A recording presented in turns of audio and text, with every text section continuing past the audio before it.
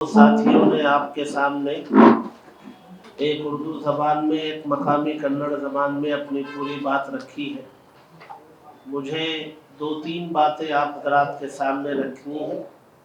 پہلی بات یہ ہے کہ کشمیر کے پہلگام علاقے میں مشہور ٹورسٹ اسپاٹ میں یہ جو حادثہ ہوا یہ انتہائی تکلیف دہ ہے، اور اس میں 28 ہمارے لوگوں کی جانیں گئیں، جس میں اپنے بھی تھے، غیر بھی تھے، باہر کے بھی تھے۔ یہ ہمارے ملک کے لیے ہی ایک داغ ہے، دھبا ہے، اور ایک بہت بڑی شرمناک دردناک حرکت ہے جس سے پورا ملک غم میں ڈوبا ہوا ہے۔ ہم بھی غم میں شریک ہیں اور ان تمام خاندانوں کے ساتھ کھڑے ہیں اور ان کے غم میں شریک ہیں، خراج تحسین پیش کرتے ہیں اور ان کے حق میں اللہ سے دعا کرتے ہیں۔ دوسری بات، ملک میں بہت پہلے بھی پلوامہ میں ایسا حادثہ ہوا، اب پھر دوبارہ ہوا ہے۔ سوال یہ ہے کہ یہ سمر سیزن میں پورے ملک کے، باہر کے ملک کے لوگ بھی وہاں آتے ہیں، یہ دہشت گردوں کو آنے کا موقع کیسے ملتا ہے؟ ان کو آمینیشن ہتھیار کہاں سے ملتے ہیں؟ یہ اگر بارڈر کراس کر کے آتے ہیں تو ہماری سیکورٹی کا کیا ہے اور اس کی ذمہ داری کون لیں گے؟ کیا ہوم منسٹری کی ذمہ داری اس میں نہیں آتی ہے؟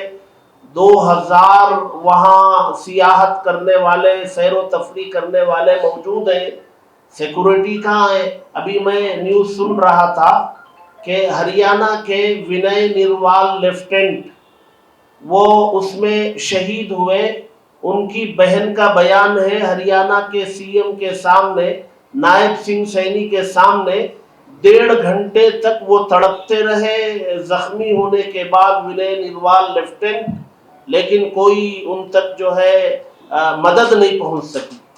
تو سوال یہ ہے کہ جہاں جو پہلے ہی سینسیٹیو علاقہ ہے کشمیر، ایسے علاقے میں پورے ملک کے سیاحت کے لوگ سیاحت کے لیے جا رہے ہیں، تو کہیں نہ کہیں ہمیں اس مدعے کو بھرپور طریقے سے اٹھانا ہے اور اپنے انٹیلیجنس ہو، سیکورٹی ہو، اس کی جو کمزوری ہے اس کمزوری پر بات کرنے کی ضرورت ہے۔ دوسری بات یہ ہے کہ ہماری سمجھ میں یہ بھی نہیں آ رہا ہے کہ جو بھی دہشت گرد آئے تھے، اور دہشت گرد وہ ان کو اپنی جان کا بھی ڈر ہوتا ہے، وہ آتے ہیں اپنا کام کر کے لوٹ جاتے ہیں، یہاں یہ اتنے اطمینان سے آئے ہیں کہ یہ لوگوں کا مذہب بھی پوچھ رہے ہیں اور لوگوں کو تلاشی بھی لے رہے ہیں، جانچ بھی کر رہے ہیں، یعنی پورے اطمینان سے اپنی کارروائی کر کے واپس بھی جا رہے ہیں، کوئی پکڑا بھی نہیں گیا، کوئی مارا بھی نہیں گیا، اور وہ کہاں ہے کچھ پتہ بھی نہیں۔ تو یہ ایک معمہ ہے، ہماری سمجھ سے باہر ہے۔ آپ سب حضرات پریس والے ہیں، پریس والوں کیا یہ ذرا کام ہے کہ ان سوالات کو اٹھائیں اور ریز کریں۔ رہی بات یہ کہ جو ہے یہ حادثہ جو بھی اس میں ملوث کسی حال میں بخشے جانے کے لائق نہیں ہے، اور ایسے لوگوں کا کوئی مذہب نہیں ہوتا ہے، اور ہم لوگ ہمیشہ مظلوموں کے ساتھ کھڑے ہیں۔ جب یہ حادثہ پیش آیا، عادل شاہ نامی نوجوان، اس نے ان دہشت گردوں کی بندوق پکڑی اور ان کے ساتھ بھڑ گیا اور اپنی جان اس نے پیش کر دی اپنے ساتھیوں کی حفاظت کے لیے۔ جتنے لوگ وہاں نیچے موجود تھے سبوں نے ہوٹلوں میں کھانا فری کر دیا، پانی تقسیم کیا اور لوگوں کو سیف جگہوں تک پہنچانے کا کام کیا۔ راجوری میں مسجد کھول دی گئی ان لوگوں کی حفاظت کے لیے۔ آپ سب حضرات کے لیے، ہمارے ملک میں امن کی برقراری کے لیے، یہاں کسی قسم کا انتشار نہ ہو، فتنہ نہ ہو، فساد نہ ہو، امن کی بحالی کے لیے یہ بیلنس والی یہ دونوں قسم کی رپورٹ، پازیٹیو بھی ہے نیگیٹیو بھی ہے، دونوں باتوں کو رکھ کر کے لوگوں کو حقیقت بیان کرنا، سچائی لوگوں کے سامنے پیش کرنا، یہ صحافت کی ذمہ داری ہے۔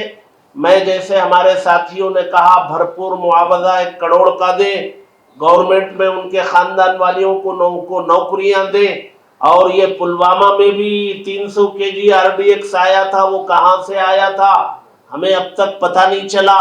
اب پھر یہ ہو گیا پہلگام میں، ذمہ دار کون